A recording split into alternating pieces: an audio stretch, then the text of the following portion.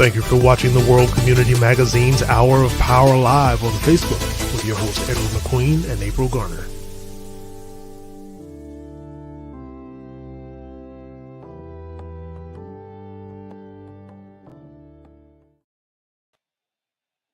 It says time for broadcast. That's what you just saw. Good evening. I'm Ed McQueen, your co-host. And of course, Sister April Garner is our co-host.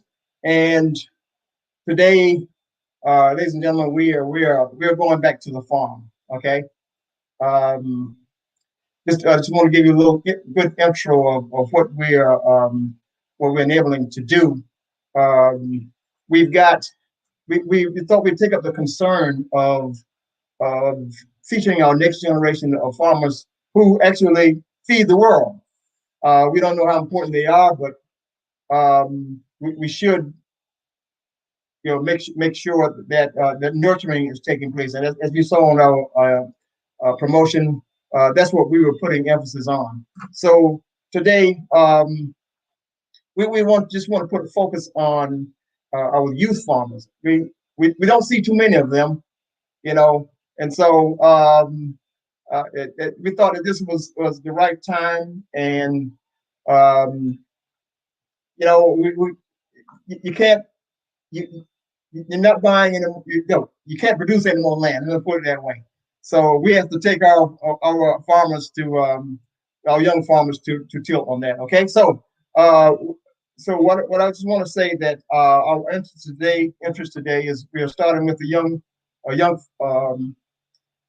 man who actually started with us back in at our radio station, and I just want to give you a little heads up of who he is, and here he is right here.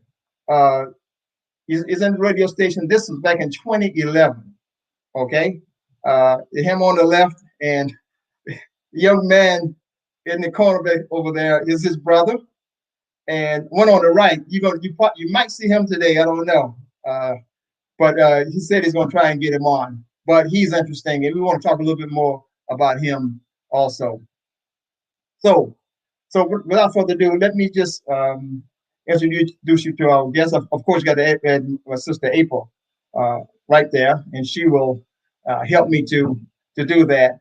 And April, I know you're anxious to find out what he's going to be talking about today. I don't think we're going back to the farm, but you never know.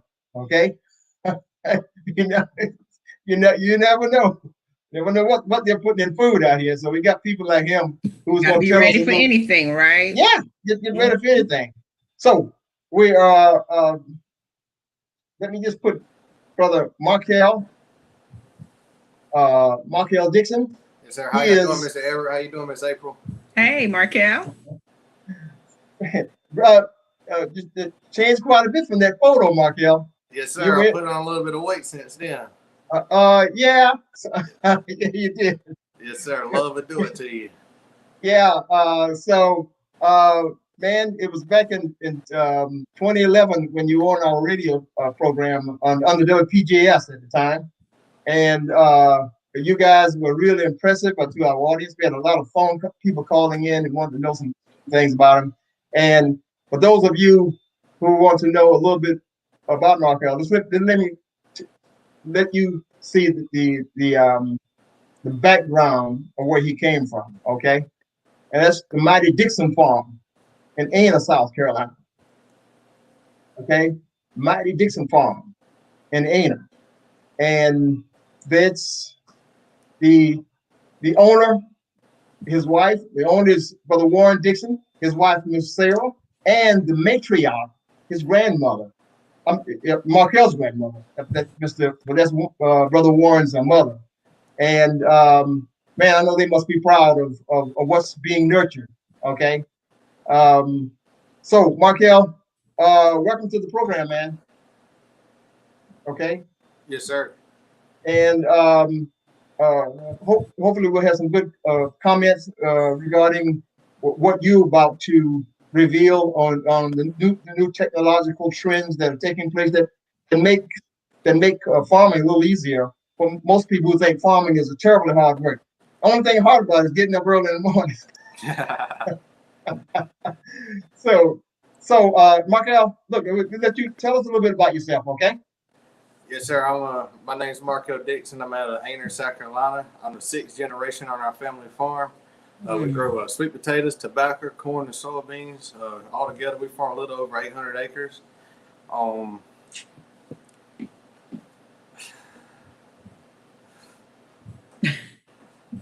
Y'all want to ask me some questions? Yeah, we're gonna go. Lead him through, Brother Edward. Lead him through. He's kind of shy. Okay, yeah. Just and I'm sure he's got a lot to say. Okay, he's got a lot to say. Okay, so Brother Markel, what's about your family? Tell us about we're going to just start with that first, okay? And then we want to tell us a little bit about farming itself and what skills involved, and let people know that it's not as simple as some people think. Okay, just because people say you're a farmer. Yes, sir. There's a lot of work to do on a farm. When I was a little boy growing up, I was always out on the tractor with my daddy, and I knew that's what I wanted to do all my life was a farm. My brothers, they didn't want to. They loved the farm, but they didn't really want nothing to do with it. So my brother, he's in England. My little brother, he's still in high school. He's wanting to go to the USC, and so I decided I wanted to stay here. I had a chance to go to college, but I decided I wanted to stay home because I felt like I wanted to be around my grandpa and daddy to learn more about the farm than actual going out and somebody else teaching me. Because the things were, like I said, I'm the 6th generation on my family farm, and I think I learned a lot from my grandpa. Okay, about your dad, your dad is right here on the left is Brother Corey. Yes, sir. Dixon.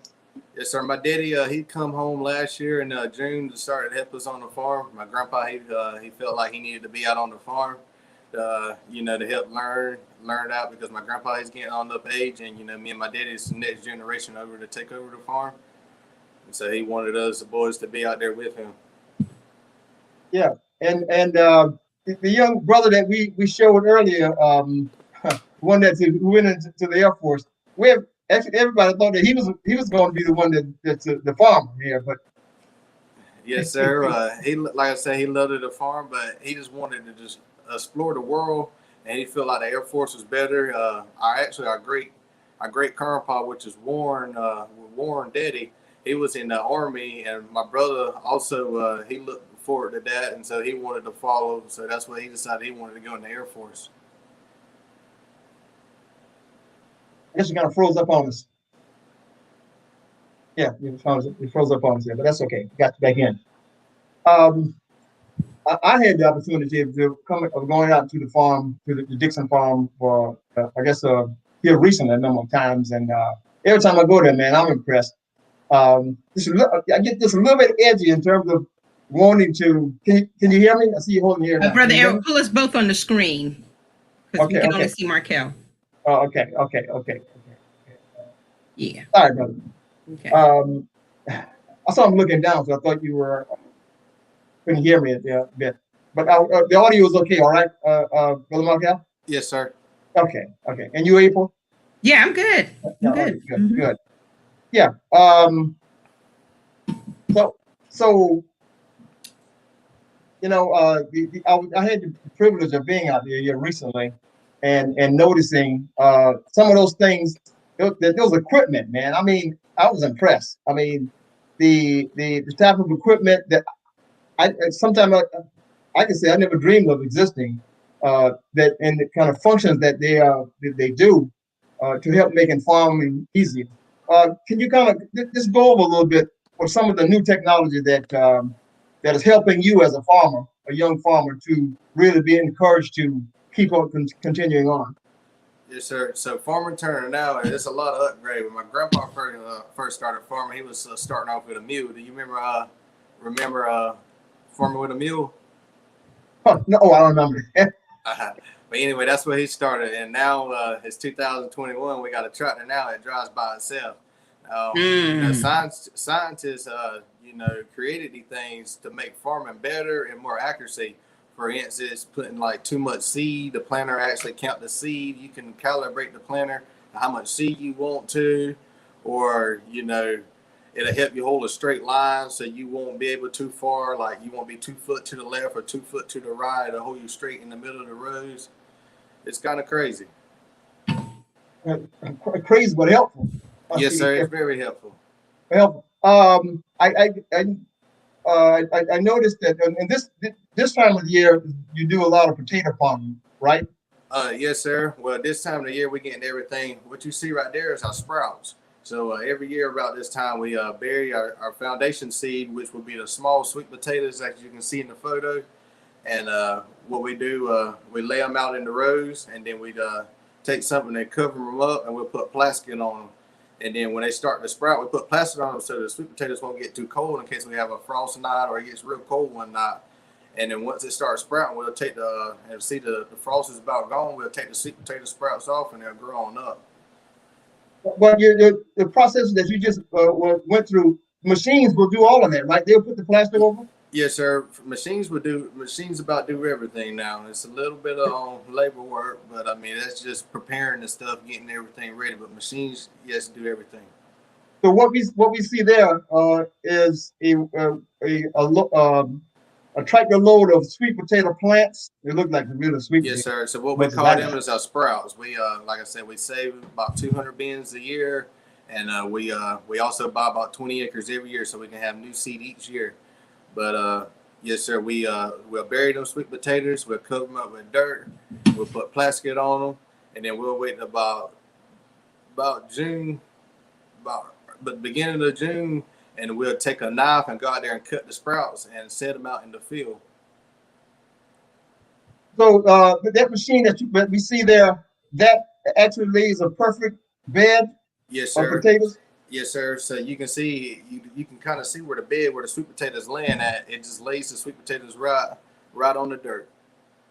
And I saw some workers out there. What were the workers doing? They were just covering it up, I guess. They were just taking the rake and just kind of, if it's too many in one spot, just kind of level them out, walk right behind it.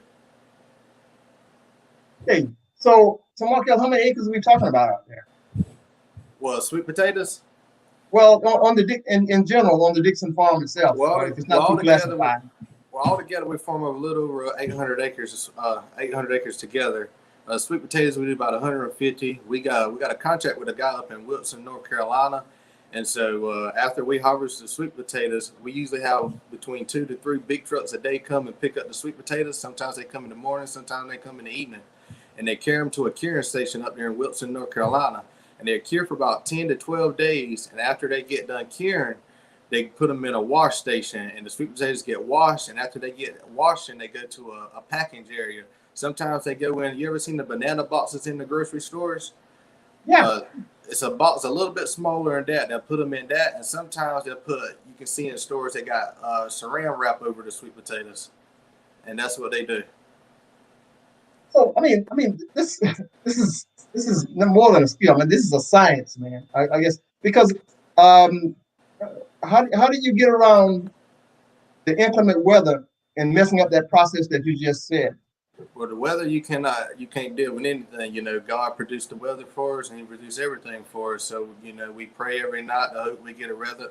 Last year we had actually too much little rain. We had over 80 inches of rain at the house, and that put a hurting on our crops. It kept washing the fertilizer out the fields.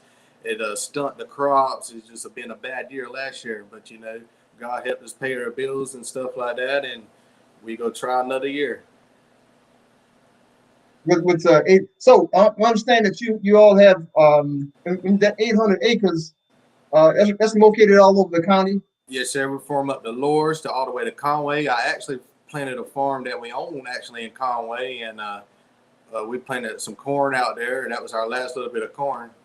So now we're gonna get ready. Hopefully about Wednesday, start setting out tobacco. We grow our own tobacco plants in a greenhouse, and we're gonna transplant them. We're gonna transplant them out to the field. That right there is our greenhouse right there. Yeah. I had to get a photo of that, man. Yes, sir. That was amazing, man. Yes, sir. So how many plants of tobacco than that?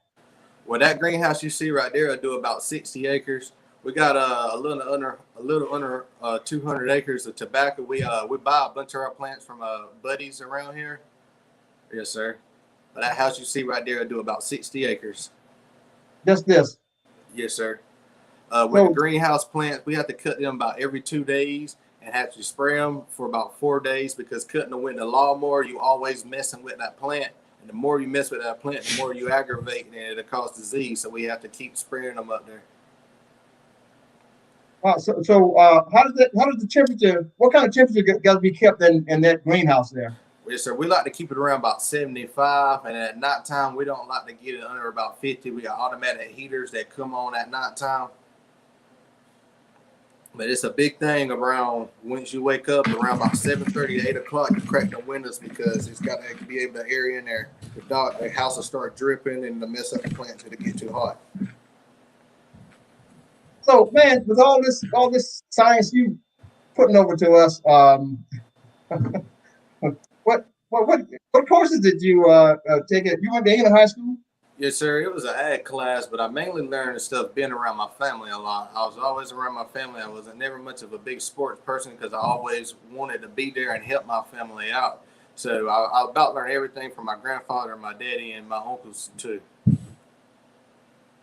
Yeah, so granddaddy. And like I say, I made a decision. I had a chance. I had a free ride at NC State, but I felt like I learned more being around my grandparents and my daddy, just because I'm more of a hands-on person. I knew I could have got hands-on up there, but from my grandparents and my family sitting here teaching me, I felt like I could learn better and more there.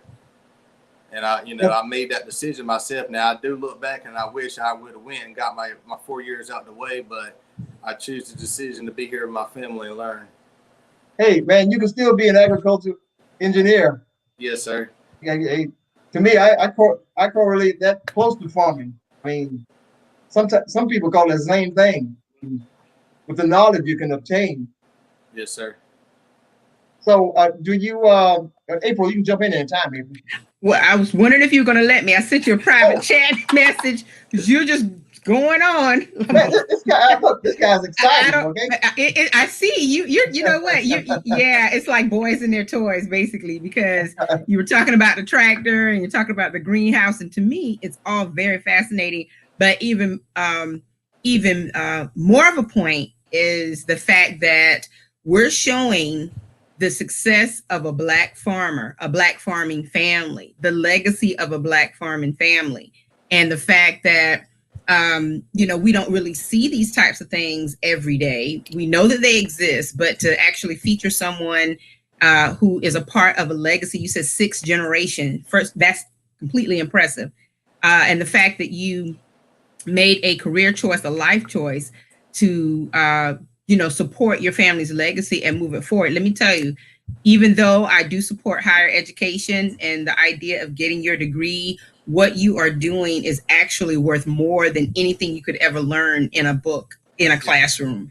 And so, I think it's wonderful. I do have a couple of questions. One, you were talking about the technology that is used. And of course, you said you even have a tractor that pretty much is not manned. It drives itself.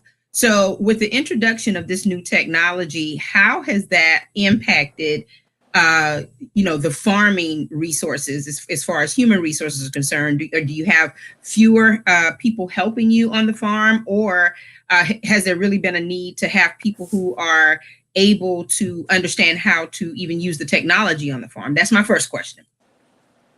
Yes, ma'am. But kind of like I say, it made farming better and more accuracy. It really makes the farmer lazy because he never gets to touch the steering wheel. Okay. But it still takes the same amount of people because you're going to need somebody to sit in the seat to, be able to drive it from field to field. So it kind of, everything is still the same. It's just making the farmer more lazier. I got you. Okay. So once you get the tractor there, basically you can get out of the tractor and then just let it do what it does. No, ma'am. It does. You're supposed to have somebody in the seat at all times. At all times. Okay. Yes, ma'am. But the automation just if you get out the seat, it'll cut off itself and all. So you got to have somebody there in the seat at all times. Gotcha. So the automation just ensures the accuracy of the seeds that you're dispelling from the machine and all of that. Yes, ma'am. And Okay. better, a farmer get tired every day. Them roads starting to get crooked, so it's always holding it straight. Okay. Plus it allows us to work at nighttime. Okay. All right. And then the other question I have, of course, is related to, what's been happening with the issue of support for Black farmers. And Brother Ed was probably going to get to this a little bit later on, but what type of support has your family received and other Black farmers that you know of, either from a federal standpoint or even I don't know if there are local or state resources available, especially when you're hard hit by natural disasters or catastrophes that actually disrupt the fields. What's been the story as far as the support for Black farmers? Well, when it comes down to this, it's just don't include just Black farmers. It's all farmers. Everybody is treated the same. So, when the government, when you ask for, help, they giving everybody help. They just ain't giving one trend. I know a couple on news that say that, minority farmers was getting $1.9 trillion. And, my grandpa made a couple phone calls and stuff. Somebody, I believe, made that up, trying to cause more conflict in the area and stuff. And so, that's just false information. It's just trying to cause a big conflict. We have friends, other farmers around the area is not as the same race as us. And, they kept asking us about it and asking us about it. My grandpa had to explain to them, it's not true. Somebody just trying to cause a huge conflict, to get something started in the area. Okay. All right. But, getting back to your question, it's just not helping minority farmers. The disasters and stuff we had in the past, it was helping all the farmers out. Okay. And that's, your insight on that is very valuable, and it's interesting because there seems to be a lot of I guess discussion about, whether minority or Black farmers are receiving as much support as, people of non-color. And then my last question actually comes from a viewer out of Columbia, South Carolina. She sent me a text message and she wants to know, have you all considered farming hemp, since that seems to be the big crop now? Yes, ma'am. Well, they say hemp it is, and I know a bunch of farmers right here spent hundreds of $1,000s in machines and stuff and doesn't have no market. So good thing we didn't have, buddies that spent lots of money in, and then they do not have a market for it. So no, man, we doesn't grew that in the past. We're gonna stick to sweet potatoes, tobacco, corn, and soybeans. Oh, we also raise a little bit of cattle too. Oh wow! Okay, yes, all right. Brother Eric, sounds like we have some farmers and cowboys here in Horry County. April, those are cows that he's talking about, okay? Isn't that something? Yes, we got some Black Angus. So what we do is we raise the yearlings about 300 to 500 pounds, and we sell the yearlings. We just keep all the mama cows, and we got 2 bulls. 2 bulls. That is awesome. Yes, ma'am. It takes the 2 bulls and how many cows and how many Angus? I can't tell you how many right there. I know it's a little over 55 right now. So, oh wow. Yeah, that's enough for 2 bulls. And this time of the year, they're having calves. They've been having the calves for about the past month now, but they're still having some that's having some late. So they dropping every day. I know we had 2 last week that dropped. Really? Yes, sir. Wow. So are they expensive to keep up, Markel? Usually one cow is about $300 a year. Might got a little bit more than that. Just say average $300 a year. About a cow, you need about an acre to raise a cow. So it takes one cow? One of them cows. They call for about an acre. And that's because of the grass that's needed? Or? Yes, sir. They eat a lot. Eat a lot. Yeah. I had a conversation with you recently, and you were telling me about with the cows. You're able to have green grass year round. What do you do that? Yes, sir. So in the summertime we plant sorghum, which is springtime, and it's green grass. And then in the wintertime we plant oats. So we have green grass for the cows all year round. And about every 2 weeks we have to move them from field to field. Funny story. So most farmers you see that transporting their cows, they put them in a trailer. We take the sweet potatoes and carry them around to each field, and they'll follow the sweet potatoes, and they actually eat them. The cows will eat the sweet potatoes. Yes, sir. Markel, is the Dixon Farms, is that totally a commercial farm, or do you open it up to the public to come? Yes, ma'am. We said last year I grew about 5 acres of sunflowers, and I just wanted the people to come out to the farm, see the cows, just see the scenery of the farm. And I charge a little fee, but nothing is free in this world anymore. And so I charge a little fee, $25. That's nothing much, but to come out and take some pictures out in the sunflower field and the other scenery out here. All right. So when it comes down to, I know you talked about the fact that you decided, I'm going to go back to the education piece for just a second. You talked about, deciding to forego the 4-year education for now so that you can learn all that you can from your grandparent and your father. Was it really difficult without any formal training to learn this and to understand agriculture? Or, how would you, I guess, advise someone who is interested in doing what you're doing? How would you advise them as far as getting involved or taking this up as a career path?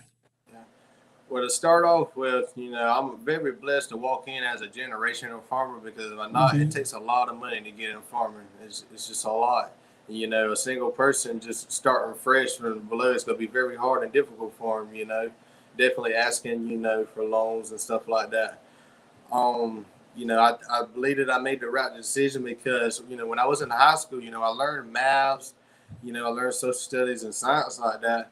But, the main thing that I learned in school that helped me was the math part, learning a little bit of science, learning about how many ounces is in a gallon or how many pints are in a gallon, just little stuff like that will help me out most. Just because, I use that to mix chemicals or, just little stuff like that. Well, this is a STEM career for sure, Brother Edward. I'm serious. You see where I shut up. I haven't said anything. I'm just. It is. It's definitely that. And he said math and science, and I mean that's it. That's the S and the M right there in STEM. But and again, it's very impressive. So, what do you think about the future of farming, technology wise? Are there any new developments on the horizon, things that actually will make your job a little bit easier, or that might help you discover some things that you didn't know before about how you farm? The only thing, they got about down pat, like I was saying, for instance, planting corn. I like to put 25,000 seed to 1 acre. So that's how much seed I got to an acre. So they got it all in the computer that it knows how many seed it puts in the acre. If it misses seed, it tells me in the tractor that I missed a seed, and it'll tell me, I got 24,500, 62 seed. That's how many it missed. So they basically got about down pat. Only thing I think that's gonna get better is, they go learn how to grow crops, in a shorter period of time than what it is, or making that crop better, producing, for instance, corn, producing the yield better. You know what I'm saying? So for instance, around here, dry land corn, we're getting about 200 bushels to the acre. They might make it better on dry land corn. We might get 280 bushels to the acre. You know what I'm saying? So it's basically not the farming part. It's about, growing the crops better and stuff like that, what I think will change in the future. So 25,000 seeds. How much corn does that yield? Tell us in terms of like how many people could be fed with that much corn. Well, I'll be honest with you, I really couldn't tell you. I hate to say that, but I really couldn't tell you. What does that look like in a field? 25,000 seeds after everything sprouts up. Just think about an acre. Just think about an acre lot, and that's about 25. You can put 25,000 corn stalks in that field in 1 acre. That's something, isn't it, Brother Edward? 25,000. It's ma'am. Wow. And soybeans, I usually put about 80,000 seed to the acre. Sometimes a little bit more than that. It's according to what type of land I'm on, where I'm at. Some fields I might plant a little bit more because we got a heavy deer problem around here, and deer eat the crops, and the other wildlife eat the crops. So I might put a little bit of extra in there. Is there a particular time of the year that you have to plant? For example, yes, the corn. ma'am. So we started in the beginning of last month planting corn. So we like to do our tobacco rows first, which we'll make our tobacco rows. We'll gas the dirt, get the nematodes and stuff out the ground. And then after we get done bedding on our tobacco land, we like to plant corn, get the corn out the way. And when we get done with the corn, we like to, after Easter, usually the day after Easter, we like to transplant our tobacco plants out the greenhouse and into the field. We usually we'll plant about 14 to 15 acres a day. That's a 4-row setter. And it usually take, about between 10 to 15 days, and we'll have it all about set out. And after we get our tobacco plants out, we like to bed up our sweet potato land. So we'll bed up the rows in the field. And after that, we'll plant our soil beans. And while I'm planting our soil beans, my grandparents and them will plant the sweet potatoes. Now, the picture he's shown, when I say plant the sweet potatoes, after they sprouted up in the field, in the picture that you see now, after they sprouted up in that field, they'll go out. They got a machine to cut the sprouts. And sometimes we use a knife to cut them too. And we'll transplant them into another field where I say we'll bed up our sweet potato rows. Mm-hmm. Yes, ma'am. Mm-hmm. Wow, that is that's incredible right there. Yeah, it's a lot of stuff, and if I was going to college, I want to be focused on the stuff that I actually farm. I'll be focused on different other topics. Yes, ma'am. I had a couple other questions for you, Brother Edward. Maybe it'll come back to me, but you when you flashed the picture, I was concentrating on the picture because I realized where the potatoes are. The sweet potatoes are on that road because I thought it was just dirt, and then I saw the potatoes. Right there on the top. Yeah, those sweet potatoes you see right there. Nobody will be eating them. When we actually get the sprouts, we actually turn our cows out in that field right there, and our cows will actually eat the sweet potatoes. They'll dig them up out the dirt and eat them. Okay. But the sprouts that we after that, the sprouts that we cut out that field after they produce. That will produce a sweet potato. Okay. Well, so there must be a lot of labor, man. You got to cut the sprout from each potato. Sir? There must be a lot of labor involved, right? You got to. Yes, sir. It's a lot of. We got a machine that actually cut the sprouts. It's like a hedge trimmer, and we'll just go there and cut them. I mean, we can cut 1,000 in no time. We probably can cut 1,000 less than 20 seconds. Wow. Yes, sir. What time's your day start? Usually I usually get up around about 5:30, and I'll try to be out the house about 6:15, 6:20, and I'll meet my daddy and grandpa at the shop. We'll talk about what we got to do that day, and then we'll all just go from there. How late do you work? Last week I was still working. I didn't get off the tractor about 8 o'clock, but it's just different times, different things we're doing. It just require, for instance, right now, I actually got done planting corn today. But if I didn't got planting corn, I would still been working, and that GPS technology will allow me to work at nighttime because it'll tell, where to turn around at the end for I won't run into a ditch or run into the woods and stuff like that. Let me ask you about the almanac. Do y'all follow the Poor Richard's Almanac at all? Yes, ma'am. My grandpa. You do? Yes, ma'am. My grandpa believe in the days, and we're a firm believer of the almanac. We have seen it where we, so for instance, just say we've been setting tobacco out for 4 days, and that 5th day is a bad day. You can tell that field won't do as good as the good days was on 4 days. So we are a very firm believer about that. Brother Edward, I have so many questions. Is there such thing as good dirt and bad dirt? Yes, ma'am. So, I mean, it's all about, and that's another thing that I learned. I could have went to school and learned for it, but I learned all that from my grandpa. It's sandy land. We got dark soil. You got clay. It's all different kind. Clay will be your dark red. Your black dirt will be, actually black. And, you got your sand kind of look like what's on the beach, and it won't grow nothing. Can you plant in clay? So, ma'am? Can you plant in clay? You can't plant anything in clay, can you? Yes, ma'am. Yes, you ma'am. Can? You just have to catch it at the right time. So when it's dry and the weather works perfect, for instance, on the next 10 days, it's supposed to be very clear. It's supposed to be low 80s, low 50s. So it's going to be good. Now, we was going to start setting out tobacco last week, but Friday we had a frost. Excuse me. And that frost would kill our plants. I have buddies that planted corn very early, and it got up about 2 inches tall, and it killed it all. And then so they'll have to go back in the field and replant it. But I luckily got mine just in time. My father's people were farmers down in the Estill, Beaufort, Savannah area, mainly in the Estill area, Hampton County. Yes, ma'am. And when we would go down there in the summers and, just different times of the year or whatever, it was always fascinating to see the vastness of the land. And I remember my great aunt's home actually was positioned at the top of a cotton field.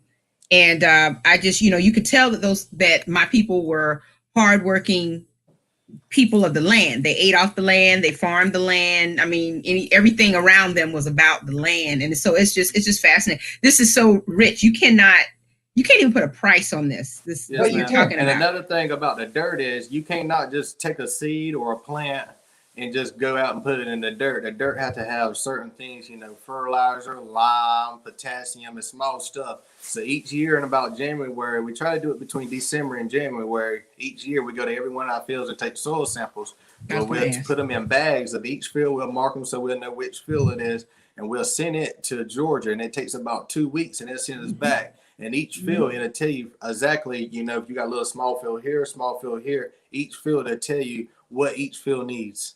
And we'll go to our local, crop store down the road and, get the stuff and we'll put it to the field what each field needs. Corn needs something different than tobacco. Soybeans need something different. Everything needs something different. That little knowledge that I learned about each crop that my family farms, I learned that from my grandpa, doing it over the years and years and years and just being there with him, learning it. I could tell you honor your grandfather. You just every other sentence you pretty much mention your grandfather, and I think that is absolutely wonderful. I'm sure he's very proud of you and the fact that you're continuing the family legacy. This is wonderful. Yes, ma'am. Man, that's his grandfather there. On the right. On the right. Yeah, on the right. Yeah.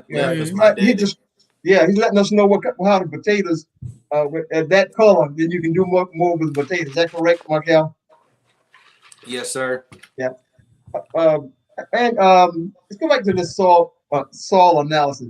You sound like a soil engineer, which we had in civil engineering. Yes, sir. Like I say, a lot of that is just learning, being home and actually learning that from my family. Nothing like hands-on experience. Yeah, exactly. Nothing beats that. We can get 4 years of theory and whatever, but in learning, but and you don't know until you get out all farmers don't do the same thing. Every farmer got their something different. Like I say, my family is the 6th generation on the farm, so something been working right. So that's why I just felt like I needed to be here and actually learn it from them instead of going somewhere else and doing something different. So approximately how many tractors doing different functions do you have on the farm? Yes, I noticed. I saw 2 of them when I was out there, and I guess 3 really with the green. Well, the machine on the tractor you see on the right, that's what we plow our tobacco. So we keep the grass out the tobacco field with that, and also we put fertilizer. The other tractor, we do the same job. It's just a little bit newer. The tractor on the right is almost 22 years old. Wow.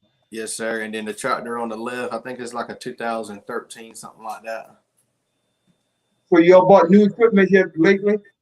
You mentioned the one with the high technology. I call it high technology. But you have a number of those tractors. How many do you think? Just not even the technology in the tractor. There's computers and stuff that's on my sprayers and stuff. If it won't allow me. So, for instance, I'm going down in the field and spraying some soybeans, putting fertilizer out for them. It won't allow me to double the amount of stuff I'm putting on the same row. It'll cut off that row. It'll allow me to line up in the field. It's just different stuff. It's just not about the tractor, driving by itself. It's other technology that helps us out in the farming. Like for instance, on our corn planters and soybean planters, like I was telling y'all about, we put 25,000 seed to the acre of corn. Just that technology allowed us to know that if a seed ain't dropping, it allowed us to know that we need to go back and look at that planter. Just different stuff like that. So Markel, I know that there's probably, I assume that there's probably 2 sides to the business. There's the agricultural side, which is everything you've taught us tonight. And then there is the, the business side where you actually have the clients who come to get your harvest, right? So are you a part of that particular part of the, entire operation where you're, talking to clients and trying to figure out who's going to get what and who wants what and that type of thing? Yes, man, we do, so we have certain contracts that we sign every year and produce quality for the tobacco we do, for, like I say, for our sweet potatoes we do. Mm-hmm. So we kind of know where our product's going, So we hopefully for a good weather is basically what we just hoping for to produce. Now, big years that we have in prices to stock market, prices of grain has been going up and going down. So we've been putting a bunch of money into product. Mm-hmm. And at the end, when it's time to sell, the market will be down, and we're losing money that way. When China shut down, that hurt us real bad because China was our number one buyer for the past years, and that really hurt us. And when they started to open that market up here in a couple of months ago, it kind of allowed us farmers, to get back on our feet. And so many farmers in my community was going out in the past due to that, just the China market closing down. Yes, ma'am. So this is global impact, Brother Edward. This is global impact in Aner, South Carolina. Oh, really? It's crazy. Yes. Some of our sweet potatoes, wash it. So the guy that we contract with for our sweet potatoes, they go straight to New York after they get washed and packaged. You go straight to New York? Yes, sir. New York City. Yes, sir. So that means that you really have to, you all have to keep up literally by reading, I guess, on what's happening on the global scale and what you hear on the news. For example, China. Yes, sir. And they'll have local meetings, to get all the farmers together and it's telling us what's going on, what's making our pockets, hurt and stuff. Because, they'll break down to us because we really need to know because this is our livelihood, Mm-hmm. We have a bad year that affects us because, them bills is going to come anyway. They ain't going to stop and they ain't going to wait and the people going to want their money. And so, they're able to be there for us and guide us and help us out and stuff like that. Yes, this is Wow. awesome. Wow. When COVID hit, and like you said, everything was happening with China, and you weren't able to be a supplier because of things that were going on. Were you all able to take advantage of any of the financial resources that were available, like through the PPP loans and things like that? Did it apply to your industry? Yes, ma'am, they do, and they helped us out a lot. Yes, ma'am. Good. Yes, ma'am. They was able to help us out a lot. It didn't cover everything, but it was there to help us. Help us pay a little bit of our bills and continue on with another year. Right. Yeah. Yeah. Markel, we got a notice. I think April has got the same thing from information today from the U.S. Department of Agriculture sent to us by Brother Lee Moultrie in Charleston. April, you got the copy? Mm-hmm. Mm-hmm. Announces that the USDA announces funding available to organizations to assist socially disadvantaged, which I don't review all of that, and ranches under pandemic assistance for producers initiative. Do you know anything about that? No, sir. My grandpa, he kind of deals with all that. So I don't really want to get too big into that because I really don't know much about that. My grandpa and my daddy, they take care about all that. Mm-hmm. Something I had I want to talk about a few minutes ago. The all those vehicles, man. That was what I was just so impressed by. For a moment there, April, I wanted to stay on the farm. I was there. You want to play with the trucks. Yeah, he wanted to play with the trucks. He just needed to go ahead and say that. He come to the field. He's seen us running. Everybody got their job. We kind of tell everybody, we all got their same job, and that's what the way to do. If everybody sit around watching the same person, then you won't never get nothing done. So, like I said, we wake up early in the morning. We talk about what everybody's going to do, and we just go from there, and we'll get stuff done that way. Another thing, the earlier you said something about the COVID happening, and I really believe the COVID helping us because it allowed more people put people in a pandemic and stressed them out about not having food. So we had so much market when China quit buying from us. We had so much product here in the U.S. that we couldn't get rid of, and that's why things went cheap. And COVID allowed people and allow the prices to go up because people was actually buying in the grocery stores, taking away from that product. So the new product, because you don't want to eat stuff every 2 years that's years old. You want stuff that's fresh every year. It's a very interesting perspective because, even though COVID brought in a lot of bad, there still were some, as they say, silver linings or bright sides in terms of what we gained from our COVID experience. And even though I know that some people listen to you are like, yeah, prices went up, things got higher, still you were able to meet the demands. And so, I think that sometimes you have to look at it through a different lens. As a farmer, that was important to you all in order to keep business going.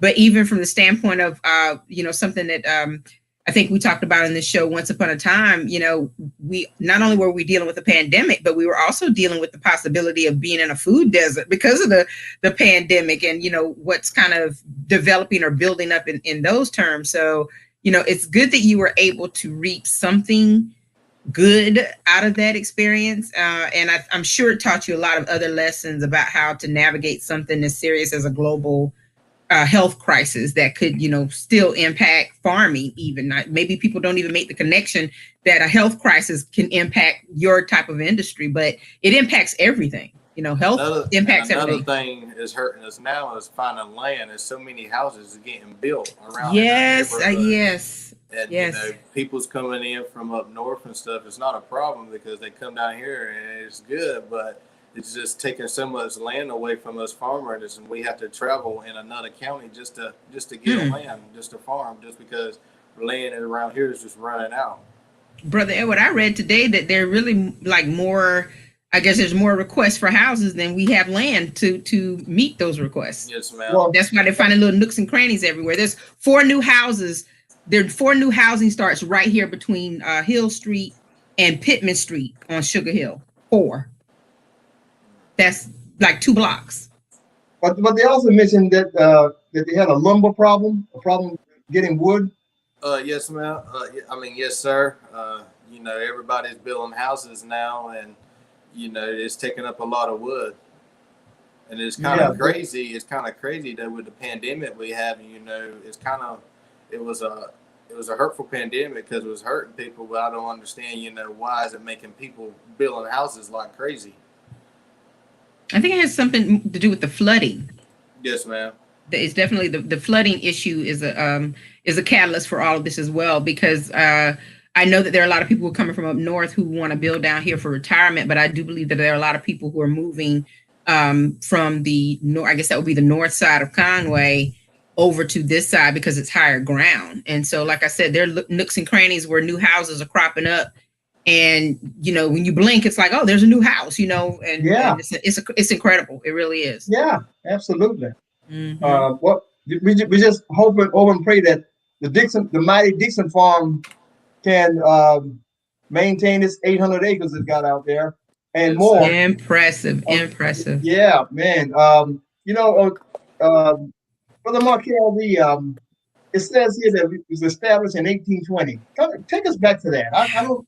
That's a long time. Slavery was not even over with by then. Yes, sir. So slavery ended in 1856 around here. But Grandpa, we have a little bit of Indians in our family too, and so that's why I went with the 1820. We have many people talked about that number was even existed before. But in our family, we had some Indians in there too, and they was farming too.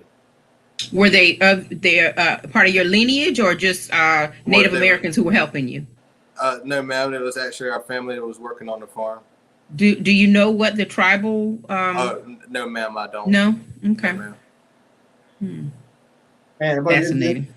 Fascinating. I'm impressed that you kept it throughout the valley that long time. That's 200 years, right?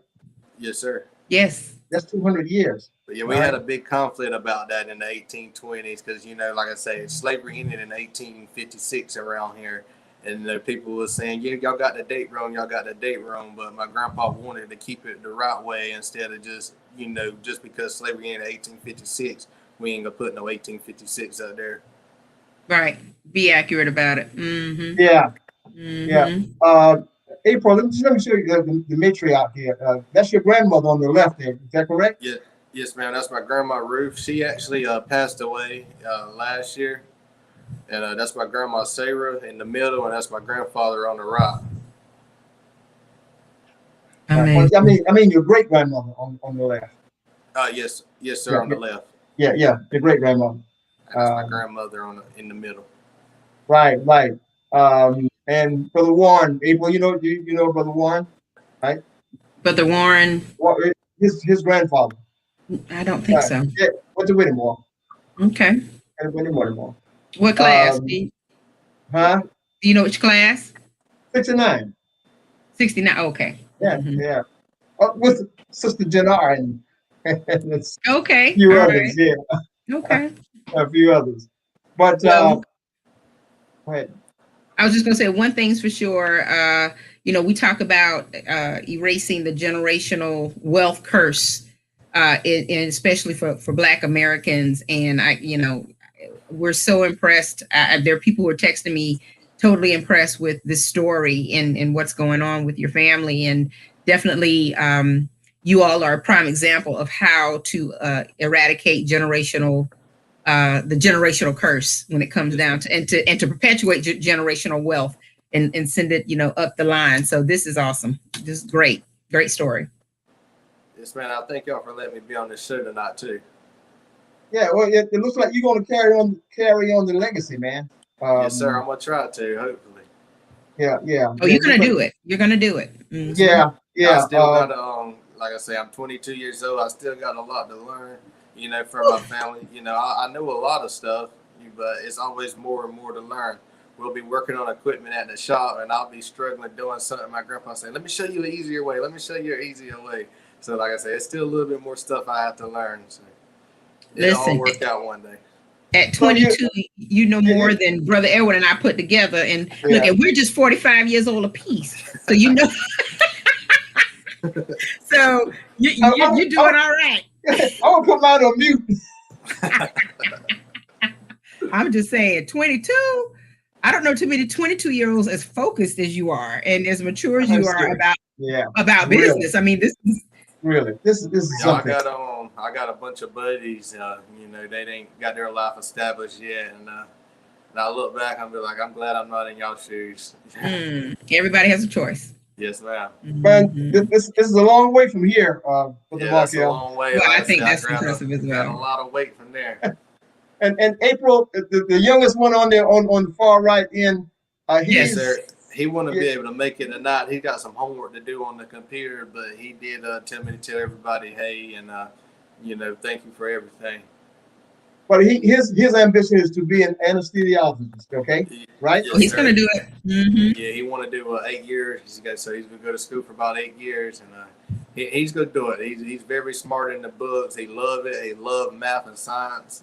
He's always on his phone learning something and stuff. So, I know it's a bad decision to me because I love him to help me on the farm, but it's going to help him. It's going to be good for him. When he get done, he can always come back and help me on the farm. Obviously the intellect runs deep in the Dixon family because it takes a high level of intellect and intelligence. That they're two different things. Intellect and intelligence to do what you do, to do what he aspires to do. And then you said your other brother, I believe, is in the Air Force overseas. So I mean, it's just So it's incredible, and I wish you all the luck in the world because actually you're blessed, like you said before, and I feel like you're going to continue to carry on the tradition in a very impressive way. So yeah, kudos to you and your brothers. Yes, ma'am. I thank y'all for everything. And kudos to your dad. We didn't talk enough about Brother Corey on the left here, but that's his dad, April. Mm-hmm. Corey Dixon, and he's doing a fantastic job out there. I mean, I tell you, they just work so well together. Warren, and that's actually Warren's son. Yeah. Okay. Right. And that's my father. Okay. Yeah. Awesome. So well, okay, man. So listen, Ron Markel, if do you have anything you want to say to our audience, to the people about farming, in closing here? Yes, sir. Like I said, I want to thank y'all for allow me doing this show, and to the audience, always chase your dreams, never give up on doing anything. That's right. That's right. That's right. And you're never too young and never too old to learn. Remember that, Markel. Yes, ma'am. And always, look forward to the old ones, because they already been there and done that. And there we go. There we go. Yes, there we go. April, they just built. It took 8 days to build. I'm sorry I didn't put that photo up because we couldn't reach it on my phone. But 8 days to build a 100 feet shed, 100 by 50, I believe it was. Yes, sir. Shed just to store some of the vehicles on them. Is that right? Equipment, the tractors, and some of the equipment, the tractors, and when it's raining, it gives us a place to work on equipment so we don't have to work out in the rain. And also, my family like to grill a lot, and we like to get all our family members together, so it's a place where we can grill and have out. Oh, that's up Brother Edwards Adley. If you ever frying fish, let him know. Yeah, we actually made some fish the other day, and he enjoyed eating with us. He ain't told y'all that. No, he didn't share that part. He didn't share that part. But look, his aunt, his uncle, Caleb Brown, April. Okay. Caleb was his uncle. There it is. There it is. There's that work ethic. All that. Uncle, granduncle, right? Okay. Marcel, Yes, Caleb, and Diane Brown. Formerly was Diane Dixon. Yeah. So they're doing great on there. They got a farm out there too. Yes. But that seems like that whole inner side down there. Man, but this is so impressive, and to our audience, we didn't get any comments today, but I'm just going to assume that if you're taking it all in, and for people who people were watching because they were texting me, so people are watching. Yeah, they just and taking it all in, and as mesmerized as I am, okay, I probably wouldn't bother to comment either. I just want to listen. Listen, yeah, I just want to listen. So, but anyway. Markel, I know you had an appointment at 8 o'clock or something, I believe. Yes, sir. I had a meeting. Yeah, he's got to go, brother. He's got a meeting, man. That's right. Still working. You're gonna go in the boardroom now. You're gonna boardroom. Yes, ma'am. Yes, sir. I'm just gonna let right there in the iPad and switch on to the next out. All right. Wow. Yes, sir. Well, take care and God bless. Sir. Like I said, I thank y'all for everything, and I hope y'all have a wonderful year. And y'all stop by this farm sometime, and y'all come and check us out. Certainly will. We certainly will, man. And keep up the good work. And because you keep up with the technology. I'm sure you'll have something new the next time we talk. So, yes, sir. All right. God bless. Okay, yes, take care. Wow. That was awesome. He's a very impressive young man, just in the right direction. 22 years old. I didn't want to get into their pockets, but I look, he's already doing the right thing to amass that generational wealth. So, like I said, you can't even put a price on it. His knowledge set right now, can't even put a price on it. Yeah, but it's his worldwide knowledge that he has to keep up with, and you heard him talk about to make a profit. Yeah, you heard him talk about the stock market and everything. He has to know a little bit of everything to keep up with it. Yeah, and I was so impressed. We just had to have him on this program, April. It's just to let people know those kind of things that he was telling me beforehand. And I said, wow, if I were a listener, I would want to listen to that, to him. And I'm glad he kept reiterating that his age is 22 years old. I mean, it's a lot. And his younger brother, as I mentioned, the one called Tavon, right here on the end here. Well, he's growing up now. He's in 11th grade, but I'm sure he's going to get some scholarship because I saw his cards, his scorecards from school. His mom shared them with us, and but for an anesthesiologist, I think some more expenses are going to be incurred there that probably. Maybe their scholarship can't cover, So, and I told them that the magazine and will be willing to promote him as much as possible in order to ensure his funding can be met. to great extent as possible for him to complete those 8 years. You know, you see that he mentioned that Tavon said 8 years. A lot of people, when they say 8 years, you got to go to school. That's enough to throw anybody. Even when you say 4, they don't want to do 4. Right. So he's ready to do 8. And so I just had to bring that up. So, but anyway. Right. Well, I'm sure they have a game plan for it. You know, I can imagine that if they're as smart as they are and they're planners and strategists, you know, on the farming side, then, you know, they're going to help that young man meet his dreams. And so, and if he's as smart as you say he is, and I'm sure he is, you know, we learned in the past few months that there are tons of scholarships out there. And so, you know, he'll be able to, you know, get as much money as possible to help him meet his dream. But anyway, Brother Edward, it has been a great show tonight, and that was good. We need to keep featuring young people like that who are, you know, doing some things and some, you know, career fields and career paths that, you know, might seem a little unorthodox for today's young people, but, you know, that was definitely an impressive show, and, you know, that great idea to feature Brother Markel tonight. Okay, and thank you so much for your thoughts and your words of wisdom to him. Okay, and to our audience. So, to our viewers, thank you all for viewing, and God bless. We'll see you next week, same time, right here on World Community Magazine Live. Yep. 7 p.m. next Monday. See you. Take care. And let's get out.